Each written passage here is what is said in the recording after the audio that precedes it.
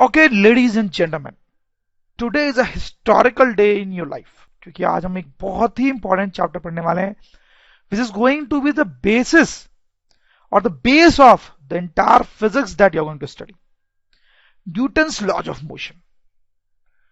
Newton कौन था ये तो आप जानते ही होंगे, one of the greatest scientist world has ever produced, और may be the greatest scientist world has ever produced. अब देखो, अगर हम इस चैप्टर की बात करें तो हम मैकेनिक्स पढ़ रहे हैं।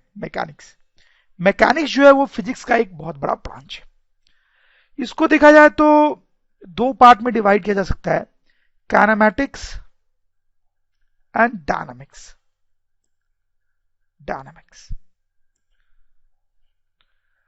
काइनेमैटिक्स में हम ये पढ़ते हैं कि वेलोसिटी क्या होती है, एक्सीलरेशन क्या होता है, इनका क्या फिजिकल मीनिंग होता है। डायनेमिक्स में हम पढ़ते हैं कॉज ऑफ मोशन, मतलब कि अगर एक ऑब्जेक्ट कांस्टेंट वेलोसिटी से मूव कर रहा है तो वो क्यों कर रहा है, अगर किसी ऑब्जेक्ट के पास एक्सीलरेशन है तो वो क्यों है, उन सबका कॉज पढ़ते हैं इस डायनामिक्स में। ये जो टॉपिक है इसने साइंटिस्ट लोग को बहुत परेशान किया। फिर 17th सेंचुरी में जाके ग्रेट न्यूटन आए, उन्होंने अपने कुछ लॉज दिए जिनको बोला जाता है न्यूटन्स लॉज ऑफ मोशन। उन लॉज से इस टॉपिक पे बहुत रोशनी पड़ी, ये टॉपिक बहुत अच्छे से एक्सप्लेन हुआ। तो वही जो न्यूटन के लॉज हैं वो हम इस चैप्टर में पढ़ने वाले हैं। लोअर क्लासेस में आपने इन लॉज के बारे में थोड़ा सा पढ़ा भी होगा और हम बहुत डिटेल में देखेंगे इन लॉज को। लेकिन न्यूटन के जो लॉज हैं उनको समझने के लिए फोर्स को समझना बहुत इंपॉर्टेंट है। फोर्स को समझना कि फोर्स क्या चीज है। फोर्स वर्ड को हम डे टू डे लाइफ में हमेशा सुनते हैं और हमें मोर इसका मतलब भी पता है, फिर भी थोड़ा सा हम इसको देखेंगे कि फोर्स क्या होता है। फिर we will see what are Newton's laws of motion.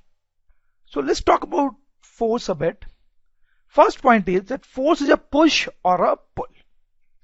जैसे आप देखो, यहां पे ये जो आदमी है वो फोर्स लगा रहा है दरवाजे पे और पुश कर रहा है। यहां पे जो आदमी है वो दरवाजे पे फोर्स लगा रहा है, पुल कर रहा है। तो फोर्स पुश हो सकता है या फिर pull. Next point is both living and non living things can apply force. कई बार लोग ऐसे कंफ्यूज हो जाते हैं कि सिर्फ लिविंग थिंग्स ही फोर्स लगा सकता है, ऐसा नहीं है, नॉन लिविंग थिंग्स भी फोर्स लगा सकता है। जैसे ये जो एग्जांपल मैंने आपको दिया उसमें आदमी फोर्स लगा रहा था, आदमी लिविंग थिंग था।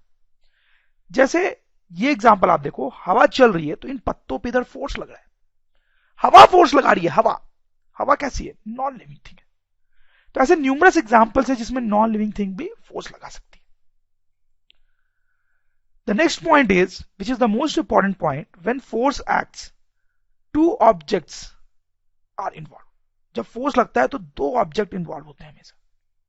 अब देखो इन एग्जांपल में भी आप देख सकते हो, यहां विंड ने फोर्स लगाया किस पे, ट्री पे, तो दो ऑब्जेक्ट इन्वॉल्व, विंड जिसने फोर्स लगाया, ट्री जिस पे फोर्स लगा। यहां पे भी देखो आदमी और डोर दोनों इन्वॉल्व है, आदमी जिसने फोर्स लगाया और ये डोर जिस पे फोर्स लगा। तो when force acts two objects are involve, one which applies force,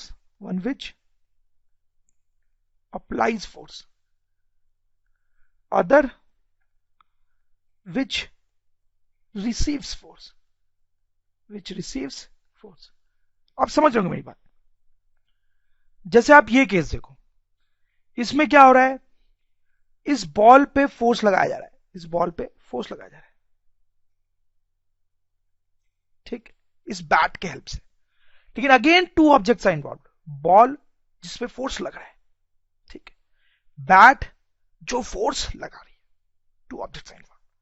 वैसे आप देखो, ये बॉक्सर पंच मार रहा है, इस बैट पे पंच मार के बैक पे इधर फोर्स लगा रहा है, तो they are two bodies involve, bag जिसपे फोर्स लग रहा है और बॉक्सर जो फोर्स लगा रहा है। तो आपने कभी देखा है कि बॉक्सर हवा में पंच मार के प्रैक्टिस कर रहा हो? नहीं, क्योंकि बॉक्सर हवा में पंच मारेगा तो किस पे फोर्स लगाएगा, कोई चीज है ही नहीं फोर्स लगाने के लिए। तो इसलिए उसको पंच मारने के लिए क्या तो आदमी चाहिए होता है या पंच बैग चाहिए होता है, क्योंकि जब भी फोर्स लगेगा तो दो चीज होंगी, एक फोर्स लगाने वाला और एक वो जिसपे फोर्स लगेगा। Now comes the main thing, Newton's laws of motion. तो आपको पता होगा कि न्यूटन ने 3 लॉज ऑफ मोशन दिए थे, उन तीनों लॉज को हम यहां पे थोड़ा डिटेल में देखेंगे। तो सबसे पहले बारी फर्स्ट लॉ की, जो कि बहुत ही सिंपल है। इसको लोग कई तरीके से लिखते हैं, बट हम सिंपली उसको ऐसे सोच सकते हैं कि if net force on a body is 0, it means acceleration of body is 0। ये फर्स्ट लॉ है कि अगर किसी बॉडी पे नेट फोर्स 0 लग रहा है, मतलब उस पर कोई नेट फोर्स नहीं लग रहा है, तो उसका एक्सेलरेशन भी 0 होता है। ये फर्स्ट लॉ है। इसको थोड़ा सा हम और एक्सप्लेन कर सकते हैं कि अगर एक्सेलरेशन 0 है तो इसका क्या मतलब है। एक्सेलरेशन 0 है मतलब चेंज इन वेलोसिटी इज 0। यही तो मतलब होता है एक्सेलरेशन 0 होने का। एक्सेलरेशन 0 मतलब वेलोसिटी चेंज नहीं हो रही है, मतलब basically velocity vector is constant, मतलब वेलोसिटी कांस्टेंट है। इसको आप ऐसे भी सोच सकते हो कि मतलब ये हुआ कि वेलोसिटी का मैग्नीट्यूड कांस्टेंट है और उसका डायरेक्शन भी कांस्टेंट है। सही, तो थोड़ा काइनेमेटिक्स मिक्स कर दिया हमने यहां पे, बट बेसिक फंडा सिंपल सा है कि अगर किसी चीज पे नेट फोर्स 0 लग रहा है तो उसका एक्सेलरेशन भी 0 होगा। जैसे कुछ सिचुएशंस देखते हैं सिंपल सी, जिससे आपको ये लो और क्लियर होगा। जैसे पहली सिचुएशन अगर हम देखें तो मान लो कोई ऑब्जेक्ट है, एक ऑब्जेक्ट रखा हुआ है, उस पर कोई फोर्स नहीं लग रहा है, मतलब 0 फोर्स लग रहा है, और 0 फोर्स लग रहा है तो उसका एक्सेलरेशन भी 0 है and that is at rest. सही, कोई दिक्कत नहीं। जैसे आप सेकंड केस लो, यहां पे आप देखो ये जो टेडी बियर है वो रेस्ट पे, ये टेडी बियर रेस्ट पे, इस पे फोर्स लग रहा है क्या? लग रहा है। ये जो लड़की है वो इसको इधर खींच रही है फोर्स लगा के, और ये जो लड़की है वो भी इसको इधर खींच रही है फोर्स लगा के। लेकिन ये दोनों लड़कियां इक्वल अमाउंट का फोर्स लगा रही है। ये जितना फोर्स इधर लगा रही है वो इतना फोर्स इधर लगा रही है, जिसके कारण इस पे नेट फोर्स जो है वो 0 हो गया है। नेट फोर्स 0 हो गया है, इसलिए एक्सेलरेशन 0 है and object is also at rest as you can see. तो मैं आपको यह बताना चाहता हूं कि net force that is important. ये दोनों सिचुएशन न्यूटन्स फर्स्ट लॉ के अकॉर्डिंग सेम है। यहां पे फोर्स 0 लग रहा है और यहां पे नेट फोर्स 0 लग रहा है, दोनों एक ही बात है हमारे लिए। इनफैक्ट हमारे लिए नेट फोर्स इंपॉर्टेंट है। नेट फोर्स दोनों ही केस में 0 लग रहा है। तीसरी सिचुएशन देखो, वो कई बार कंफ्यूजिंग होती है। जैसे कि सपोज करो एक ऑब्जेक्ट है, वो आगे जा रहा है with velocity of 2 metre per second, constant velocity से जा रहा है, वेलोसिटी चेंज नहीं हो रही इसकी, और स्ट्रेट लाइन में मूव कर रहा है, स्ट्रेट लाइन में कांस्टेंट वेलोसिटी से आगे जा रहा है। अगर ऐसा हो रहा है तो इसका मतलब यह है कि इस ऑब्जेक्ट पे भी नेट फोर्स 0 लग रहा होगा, इस ऑब्जेक्ट पे भी नेट फोर्स 0 लग रहा होगा। क्योंकि अगर नेट फोर्स 0 होगा तो इसका मतलब होगा कि एक्सेलरेशन 0 है। एक्सेलरेशन 0 है मतलब वेलोसिटी वेक्टर कांस्टेंट है। वेलोसिटी वेक्टर कांस्टेंट होने का मतलब है उसका मैग्नीट्यूड कांस्टेंट है और डायरेक्शन भी कांस्टेंट है। तो पॉइंट इज इंपॉर्टेंट। कुछ लोगों को लगता है कि अगर ऑब्जेक्ट चल रहा है तो मतलब उस पर फोर्स लग रहा है। नो, ऐसा सही नहीं है। जैसा आप देख सकते हो इस केस में ऑब्जेक्ट चल रहा है, तभी भी उस पर फोर्स कितना है? 0। न्यूटन्स लॉ ये बोलता है कि अगर फोर्स 0 है तो इसका मतलब एक्सेलरेशन 0 है। फोर्स 0 है तो एक्सेलरेशन 0 है, एक्सेलरेशन 0 है मतलब वेलोसिटी कांस्टेंट हो सकती। तो अगर कोई ऑब्जेक्ट कांस्टेंट वेलोसिटी से मूव कर रहा है, कांस्टेंट वेलोसिटी से, तो एक्सेलरेशन 0 है, और एक्सेलरेशन 0 है मतलब फोर्स 0 है। So this is a very important point. If a body moves with constant velocity, net force on it is 0. Net force on it is 0. It's a very important point. Once again I repeat कि अगर object कोई चल रहा है constant velocity से, लोग ऐसा सोचते हैं कि उसमें कोई फोर्स लग रहा होगा। ऐसा नहीं है। अगर कांस्टेंट वेलोसिटी से चल रहा है तो इसका मतलब फोर्स 0 है, क्योंकि एक्सेलरेशन 0 है। तो इसका मतलब ये हुआ कि हम ऐसा सोच सकते हैं कि किसी ऑब्जेक्ट पे अगर नेट फोर्स 0 है तो इसका मतलब है कि एक्सेलरेशन जो है, जो मैं कई बार बोल चुका हूं, एक्सेलरेशन 0 है। तो उसमें दो केसेस हो सकते हैं कि ऑब्जेक्ट जो है रेस्ट पर है, जैसा कि इन दोनों केसेस में हो रहा था, या फिर object moves with constant velocity, constant velocity के साथ वो मूव करे, ऐसा भी हो सकता है। जैसे कि ये ऑब्जेक्ट है और मान लो ये चल रहा है और इसकी स्पीड बढ़ती जा रही है, टाइम के साथ बढ़ती जा रही है, बढ़ती जा रही है, बढ़ती जा रही है। तो इस केस में इसका जो एक्सीलरेशन है वो जीरो नहीं है। एक्सीलरेशन जीरो होता तो वेलोसिटी कांस्टेंट होती, वेलोसिटी बढ़ रही है मतलब एक्सीलरेशन जीरो नहीं है। इस केस में नेट फोर्स इस पे जीरो नहीं होगा, आप समझो। लेकिन वो कांस्टेंट वेलोसिटी चलता तो फोर्स जीरो होगा। क्योंकि ये इतना इंपॉर्टेंट पॉइंट है और इसमें स्टूडेंट्स इतना कंफ्यूज होते हैं, इसलिए इसको एक और तरीके से मैं आपको लिख के दिखाता हूं। हम ऐसा लिख सकते हैं कि if net force is zero it implies that acceleration is zero. It does not imply that velocity is zero. अगर नेट फोर्स जीरो है तो इसका मतलब यह है कि एक्सीलरेशन जीरो है। नेट फोर्स जीरो होने का मतलब नहीं होता है कि वेलोसिटी जीरो। नेट फोर्स अगर जीरो तो हो सकता है कि वेलोसिटी नॉन जीरो हो और कांस्टेंट हो। आगे बढ़ने से पहले मैं एक बात बोलना चाहूंगा कि जो थर्ड पॉइंट है, आपने देखा होगा मैंने इसे बहुत स्ट्रेस दिया है, क्योंकि कुछ लोग को ये डाइजेस्ट ही नहीं होता। उनको बार बार यही फील आ रही होती है कि ऑब्जेक्ट चल रहा है तो उसे फोर्स लग रहा होगा, ऑब्जेक्ट चल रहा है तो उसे फोर्स लग रहा होगा, लेकिन ऐसा नहीं होता है। अगर आपको प्रॉब्लम हो रही है अभी इस पॉइंट को डाइजेस्ट करने में तो कोई टेंशन की बात नहीं है। जैसे जैसे हम आगे बढ़ेंगे you will understand this point very clearly, ठीक है। तो अभी आप इसके लिए ज्यादा ट्रबल ना ले, अभी ये पॉइंट हमारे लिए उतना इंपॉर्टेंट नहीं है, और जब इंपॉर्टेंट होगा तब तक आप बहुत अच्छे से समझ गए होंगे। Now time for second law. तो देखो फर्स्ट लॉ ये बोलता है कि अगर नेट फोर्स जीरो है तो एक्सीलरेशन जीरो होगा। अगर नेट फोर्स जीरो है तो एक्सीलरेशन जीरो होगा। लेकिन अगर नेट फोर्स जीरो नहीं है तो क्या होगा, वो सेकंड लॉ बताता है। तो सेकंड लॉ बोलता है कि net force is equals to mass into acceleration vector. This is second law, और ये बहुत ही पॉपुलर है और यही हमारे लिए सबसे इंपॉर्टेंट लॉ है। तो इसमें आप देखो ये लॉ आपने पहले भी देखा होगा लोअर क्लास में, लेकिन एक नई चीज है कि हमने यहां पे वेक्टर साइन बनाया है, देखो फोर्स के ऊपर भी और एक्सीलरेशन के ऊपर भी। तो आपको ये तो पता ही है कि अब force and acceleration are vectors. तो इसलिए हमने फोर्स के ऊपर वेक्टर का साइन बनाया और एक के ऊपर भी वेक्टर का साइन बनाया। जिसे हम कुछ सिचुएशंस देखेंगे जिसके हेल्प से आप इस इक्वेशन को अच्छे से समझ पाओगे। जैसे ये सिचुएशन देखें एक छोटी सी, सपोज करो एक ब्लॉक है हमारे पास, 5 kg उसका मास है और उस पर एक ही फोर्स लग रहा है और वो इधर की तरफ है, दैट इज से 100 न्यूटन, ठीक। इसका एक्सीलरेशन निकालना है कि इसका एक्सीलरेशन कितना होगा, ठीक। फोर्स लग रहा है तो एक्सीलरेशन होगा कितना होगा, तो कुछ नहीं, आप बस ये इक्वेशन यूज कर लो। तो ये इक्वेशन हम यूज करेंगे तो right net force is equals to mass into acceleration. तो नेट फोर्स, इस पे तो एक ही फोर्स लग रहा है, वही नेट फोर्स हो जाएगा 100, mass is given as 5, acceleration a हमें निकालना है, तो यू कैन सी एक्सीलरेशन आ जाएगा 20 मीटर पर सेकंड स्क्वायर। मतलब इस ब्लॉक पे फोर्स लग रहा है और उसका एक्सीलरेशन होगा 20 मीटर पर सेकंड स्क्वायर। किस डायरेक्शन में होगा एक्सीलरेशन, इधर की तरफ होगा इसका एक्सीलरेशन। तो देखो आप, ये जो वेक्टर साइन है एफ और ए के ऊपर, वो हमें ये बताता है कि ए वेक्टर और एफ वेक्टर दोनों का डायरेक्शन सेम होता है। दिस इज इंपॉर्टेंट पॉइंट, हम इसको लिख भी सकते हैं कि direction of a vector is equal to direction of F net vector, ठीक है। बहुत लॉजिकल सी बात है। जैसे आप इस सिचुएशन में देखें, फोर्स इधर की तरफ लग रहा है भाई, तो एक्सीलरेशन भी इधर की तरफ होगा। जैसे कुछ छोटे से एग्जांपल्स देखते हैं कॉन्सेप्ट क्लियर करने के लिए। ये एक ब्लॉक है 4 kg का, उस पर इधर फोर्स लग रहा है 100 न्यूटन का, इधर फोर्स लग रहा है 20 न्यूटन। इसका एक्सीलरेशन निकालना है। तो क्या करें, बहुत सिंपल है। सबसे पहले तो इसका एक्सीलरेशन होगा किधर, इसका एक्सीलरेशन जो है वो इधर की तरफ होगा। क्यों इधर की तरफ होगा, क्योंकि नेट फोर्स इधर लग रहा है ना, इधर वाला फोर्स 100 है, ज्यादा है, तो नेट फोर्स इधर लग रहा है, तो एक्सीलरेशन इधर होगा।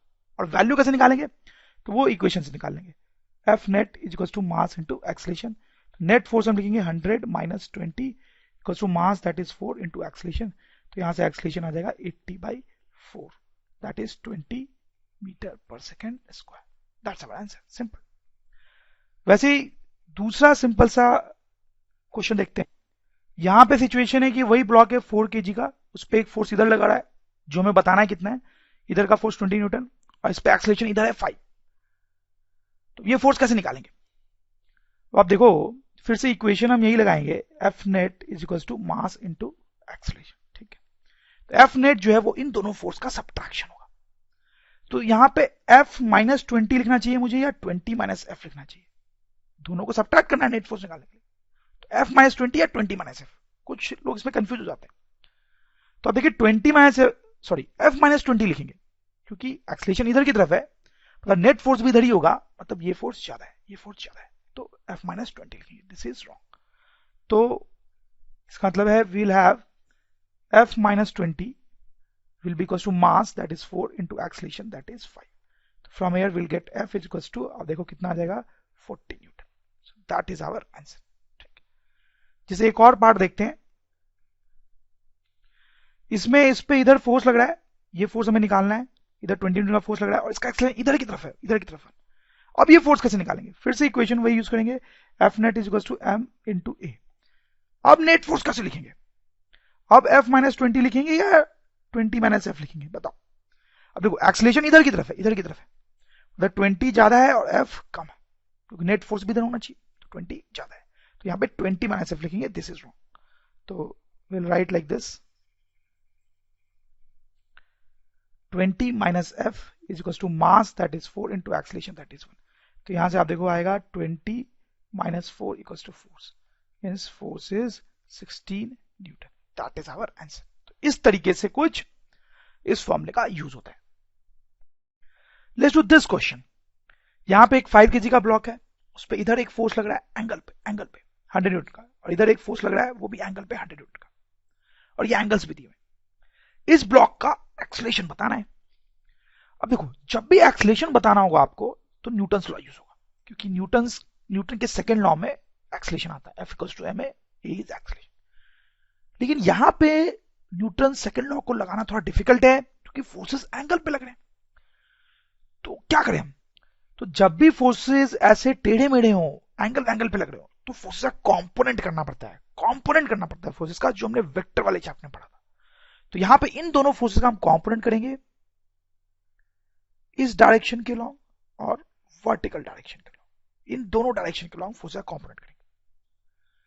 तो इसका अगर हम कंपोनेंट करेंगे, आप देखो इसका पहले हॉरिजॉन्टल डायरेक्शन में कितना आएगा, ये एंगल 60 है, ये कितना आएगा, इधर की तरफ फोर्स कितना आएगा, कंपोनेंट आना चाहिए आपको, हमने पढ़ा भी था, अगर आपको याद नहीं है तो वेक्टर्स का वीडियो थोड़ा रिकॉल करें, उसको फिर से देखें। 100 cos 60 डिग्री हॉरिजॉन्टल कंपोनेंट, और ये वर्टिकल कंपोनेंट कितना होगा इस फोर्स का, that will be 100 sin 60 degree, सही बात है। फिर से इसका भी कंपोनेंट करेंगे, इसका हॉरिजॉन्टल कंपोनेंट, इस लाइन के लॉन्ग कंपोनेंट कितना होगा, cos, एंगल के बगल में cos, this will be 100 cos 60 degree, और इसका वर्टिकल कंपोनेंट नीचे की तरफ होगा, नीचे की तरफ, वो कितना होगा, that will be 100 sin 60 degree, सही बात है। अब आप देखो कि ये फोर्सेस इफेक्टिवली, ये 4 फोर्सेस इफेक्टिवली इस पे लग रहे हैं, इन चारों का नेट सम निकालना पड़ेगा, नेट फोर्स निकालना पड़ेगा इस ब्लॉक पे। तो आप वर्टिकल डायरेक्शन में देखो, वर्टिकल डायरेक्शन में ऊपर ये जितना फोर्स लग रहा है, नीचे उतना ही फोर्स लग रहा है, यानी वर्टिकल डायरेक्शन में नेट फोर्स क्या हो गया, 0, यानी वर्टिकल डायरेक्शन में कोई फोर्स नहीं लग रहा है। और हॉरिजॉन्टल डायरेक्शन में ये दोनों फोर्सेस क्या हो जाएंगे, ऐड, तो नेट फोर्स कुछ इधर लग रहा होगा और वो होगा 2 times 100 cos 60 degree, that will come out to be 2 into 100 into cos 60 is half, this is 100 newton. तो यानी कि इस ब्लॉक पे नेट फोर्स इधर की तरफ 100 न्यूटन लग रहा है। तो देखो हमने क्या किया, ये काम आपको इस चैप्टर में बहुत बार करना पड़ेगा, इस चैप्टर में नहीं, आगे वाले चैप्टर्स में भी। इस पे एंगल में फोर्सेस लग रहे थे, उन फोर्सेस का हमने कंपोनेंट किया, कंपोनेंट करने के बाद इन फोर्सेस को हमने ऐड किया। तो वर्टिकल डायरेक्शन में कोई फोर्स नहीं रहा, क्योंकि इसने दोनों एक दूसरे को कैंसिल कर दिया। हॉरिजॉन्टल डायरेक्शन में दोनों पैरेलल फोर्सेस थे, तो वो ऐड होके इतना आ गया, ठीक है। ये दोनों जो थे वर्टिकल वाले वो एंटी पैरेलल थे, एक्चुअली एंटी पैरेलल, तो कैंसिल कर दिया उन्होंने। तो एनीवेज फाइनली नेट फोर्स इतना आ गया 100। अब तो इसका एक्सेलरेशन निकालना बहुत ही आसान है, यू कैन अंडरस्टैंड कि इसका एक्सेलरेशन ऑब्वियसली इधर ही होगा, क्योंकि नेट फोर्स भी इधर है, और कितना होगा वो फॉर्मूले से निकल जाएगा, net force equals to mass into acceleration. Net force is 100, mass is 5 kg, and acceleration हमें निकालना है। तो आप देखो एक्सेलरेशन कितना आ जाएगा, 100/5, that is clearly 20 meter per second square, and that is our answer.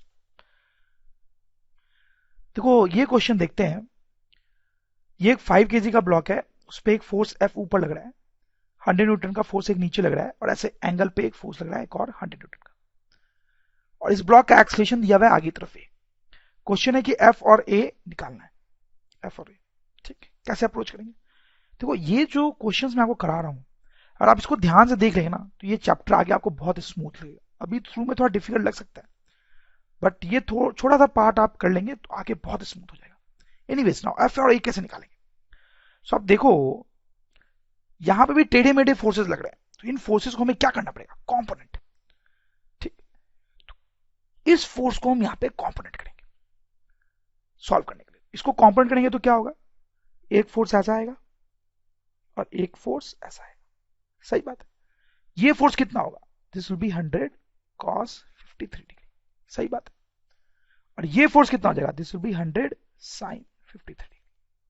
Okay, this will come out to be 100 into cos 53 होता है 3/5, ये सब बिल्कुल याद होना चाहिए आपको। ये आ जाएगा 60, और 100 sin 53 डिग्री कितना होगा? This will be 100 sin 53 is I think 4/5, तो ये सॉल्व करने पर जाएगा 80। ठीक, तो ये हमने इसका कॉम्पोनेंट कर लिया। लेकिन क्या होता है कॉम्पोनेंट करने के बाद ये डायग्राम बहुत गंदा हो गया, तो हम रीड्रॉ कर लेते हैं। तो रीड्रॉ करना चाहिए, उससे क्या होता है गलती नहीं होती है। तो आप देखो इधर ये फोर्स लग रहा है, ये फोर्स कितना? 60 का। ऊपर ये फोर्स लग रहा है दैट इज 80, फिर नीचे फोर्स लग रहा है 100, और ऊपर एक और फोर्स लग रहा है F। तो ये फोर्सेस हो गए हमारे पास टोटल। ठीक, और जैसा हमें दिया हुआ है कि एक्सलेशन इधर की तरफ। अब हम क्या करेंगे? अब आप देखो पहले आप इस डायरेक्शन के बारे में सोचो, वर्टिकल डायरेक्शन के बारे में सोचो। वर्टिकल डायरेक्शन देखो, आप ध्यान से देखना, वर्टिकल डायरेक्शन, इस डायरेक्शन में तो कोई एक्सलेशन है नहीं, एक्सलेशन दिया हुआ है कि इस डायरेक्शन में, इस वर्टिकल डायरेक्शन में कोई भी एक्सलेशन नहीं है, तो वर्टिकल डायरेक्शन में एक्सलेशन है 0।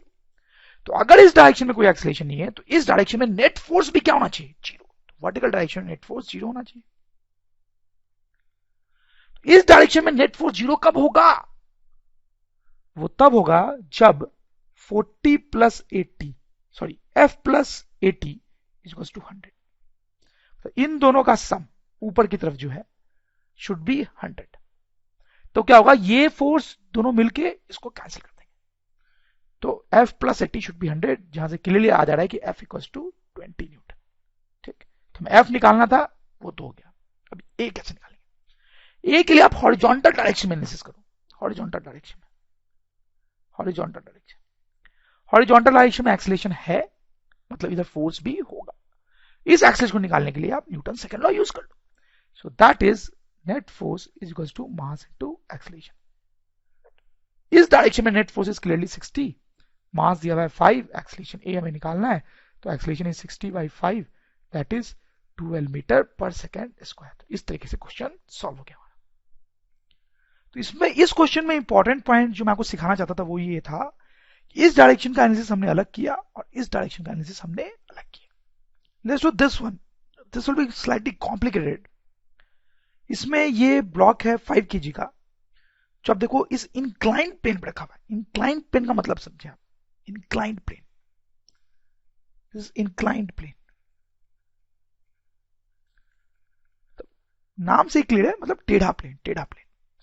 उस पे ये ऑब्जेक्ट रखा हुआ है, उस पे 100 न्यूटन का फोर्स नीचे लग रहा है और ये F अमाउंट का फोर्स ऊपर लग रहा है, और इसका एक्सीलरेशन दिया हुआ है कि इधर है। हमें बताना है कि F की वैल्यू कितना है और एक्सीलरेशन की वैल्यू कितना है। क्या करेंगे? आप देख सकते हैं फोर्सेस टेढ़े मेढ़े लग रहे हैं, उनका कॉम्पोनेंट करना पड़ेगा। लेकिन यहां पे मैं आपको एक बहुत इंपॉर्टेंट चीज बताना चाहता हूं, जो कि आगे भी क्वेश्चन सॉल्विंग में आपकी बहुत मदद करेगी। मैं लिख देता हूं उस चीज को। That thing is when we resolve forces, when we resolve forces, we should do it so that final forces are either parallel or either perpendicular or parallel to acceleration vector। ध्यान दें क्या लिखा गया है, when we resolve forces we should do it so that final forces are इधर perpendicular और parallel to a vector. मतलब हम जब फोर्सेस को रिजॉल्व कर रहे हैं, उनका कंपोनेंट कर रहे हैं, तो वो इस तरीके से किया जाना चाहिए ताकि फाइनली फोर्सेस एक्सेलरेशन के क्या तो पैरेलल हो, क्या तो एक्सेलरेशन के पैरेलल हो, या फिर परपेंडिकुलर। ध्यान दें आप, फोर्सेस या कंपोनेंट ऐसे करना चाहिए ताकि कंपोनेंट करने के बाद फाइनली फोर्सेस क्या तो एक्सेलरेशन के पैरेलल हो या उसके परपेंडिकुलर। अब आप देखें, इस फोर्स की बात करते हैं। मैं बोल रहा हूं कि इसको कंपोनेंट करने की जरूरत नहीं है। No need to do component, no need for component.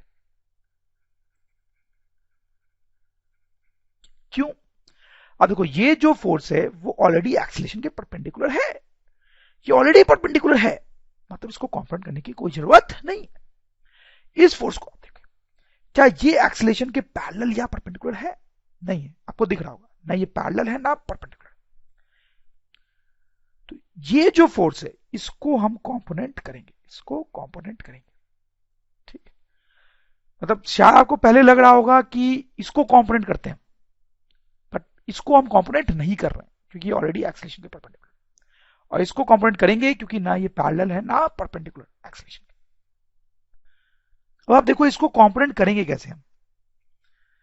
एक इस लाइन के लॉन्ग जो कि ए के पैरेलल है, और एक उसके परपेंडिकुलर के लॉन्ग, ऐसे। तो सबसे पहले आप ये एंगल निकालो, ये एंगल कितना होगा। अब देखो, ये 37 है और ये 90 है, तो ये एंगल कितना होगा? बहुत क्लियर है, ये जो एंगल होगा that will be 90 degree minus 37 degree, which will come out to be 53 degree. तो ये एंगल में पता चल गया, दिस इज 53 डिग्री। अब इस फोर्स का कंपोनेंट इस लाइन के लॉन्ग कैसे करेंगे, आपको समझ में आ रहा होगा। ये इसका एक कंपोनेंट होगा इस लाइन के लॉन्ग, और ये इसका एक कंपोनेंट होगा इस लाइन के लॉन्ग, ऐसे कुछ। तो अब देखो, अगर इसका मैं ये दो ब्लू कंपोनेंट कर देता हूं, तो अब देखो ये कंपोनेंट ए के पैरेलल हो जाएगा, ध्यान दें आप, और ये जो कंपोनेंट है ये वो ए के परपेंडिकुलर हो जाएगा, परपेंडिकुलर हो जाएगा। अब इन दोनों कंपोनेंट्स की वैल्यू क्या होगी? This will be 100 cos 53 degree, cos बगल वाला है ना ये, और ये दूसरा वाला कितना हो जाएगा? This will be 100 sin 53 degree. अब क्योंकि ये डायग्राम थोड़ा कंपोनेंट करने से कॉम्प्लिकेटेड दिख रहा है, इसलिए मैं इसको रीड्रॉ करना चाहूंगा। सो आप देखें, ये जो फोर्स है वो मैं ऐसे बना रहा हूं यहां पे, दिस इज 100 cos 53 डिग्री। ये जो फोर्स है वो ऐसे परपेंडिकुलर डायरेक्शन में, ऐसे, दिस इज 100 sin 53 डिग्री। ये दोनों फोर्स, और ये जो F लग रहा था इस पे, वो ऊपर की तरफ ऐसे, सही बात है। और जैसा कि हमें दिया हुआ है, एक्सेलरेशन जो है वो इस डायरेक्शन में। तो आप देख सकते हो कि अब सारे फोर्सेस कंपोनेंट करने के बाद क्या तो एक्सेलरेशन के पैरेलल है या उसके परपेंडिकुलर। अब क्या करें हम, इस डायरेक्शन में एनालिसिस करो, इस डायरेक्शन में, इस डायरेक्शन में। तो इस डायरेक्शन में आप देखो कोई एक्सेलरेशन नहीं है, एक्सेलरेशन दिया हुआ है कि इस डायरेक्शन में, यानी इस डायरेक्शन में कोई एक्सेलरेशन नहीं है। तो इस डायरेक्शन में नेट फोर्स भी क्या होना चाहिए? 0। तो इस डायरेक्शन में नेट फोर्स 0 होना चाहिए क्योंकि एक्सेलरेशन नहीं है। तो इस डायरेक्शन में नेट फोर्स 0 कब होगा? जब ये फोर्स और ये फोर्स एक दूसरे को कैंसिल कर देंगे। मतलब हमारे पास इक्वेशन आ जाएगी F equals to 100 sin 53 degree. इसको सॉल्व कर लेंगे, sin 53 डिग्री 4/5, तो दिस इज 80 न्यूटन, 80 न्यूटन। तो F की वैल्यू आ गई हमारे पास 80 न्यूटन, जो हमें निकालनी थी। A की वैल्यू कैसे निकालेंगे? अब देखो, उसके लिए आप न्यूटन लॉ लगाओ इस डायरेक्शन, जिस डायरेक्शन में एक्सेलरेशन है उस डायरेक्शन में आप न्यूटन लॉ लगाओ। तो वहां पे लगाएंगे हम F net is equals to mass into acceleration. तो F net is 100 cos 53 degree, mass जो है इसका वो दिया हुआ है 5 kg, इनटू एक्सेलरेशन जो हमें निकालना है, this will be 100 cos 53 degree होता है 3/5। ये सब बिल्कुल याद होने चाहिए आपको, एंगल के कॉस और साइन। तो आप देखो यहां से क्या आ जाएगा, this will be 60 equals to 5a। तो from here you will get acceleration equals to 60/5, which is clearly 12 metre per second square. That is our answer. तो अब देखो, इस क्वेश्चन में नई चीज क्या सीखी, वो ये था कि इसमें हमने इस फोर्स को कंपोनेंट किया, और वो भी कैसे किया है वो भी इंपॉर्टेंट है। इस फोर्स को कंपोनेंट किया, एक ये और एक ये, ताकि फोर्स का कंपोनेंट एक्सेलरेशन के पैरेलल हो या फिर परपेंडिकुलर। ये जो क्वेश्चन था वो थोड़ा कॉम्प्लिकेटेड है, पर इसमें डरने की कोई बात नहीं है। ऐसे क्वेश्चंस हम आगे बहुत सारे देखेंगे और धीरे धीरे आपका कॉन्सेप्ट बिल्कुल क्लियर हो जाएगा, ये मेरा वादा है। ओके, तो हमने न्यूटन का फर्स्ट लॉ और सेकंड लॉ देख लिया है। Now time for third law. Third law को लोग जनरली ऐसे बोलते हैं कि every action has equal and opposite reaction. Normally ऐसे बोला जाता है इसको, बट मैं अगर आपको सिंपल टर्म से बताऊं तो कहानी कुछ ऐसी है कि हम इसको इस तरीके से लिख सकते हैं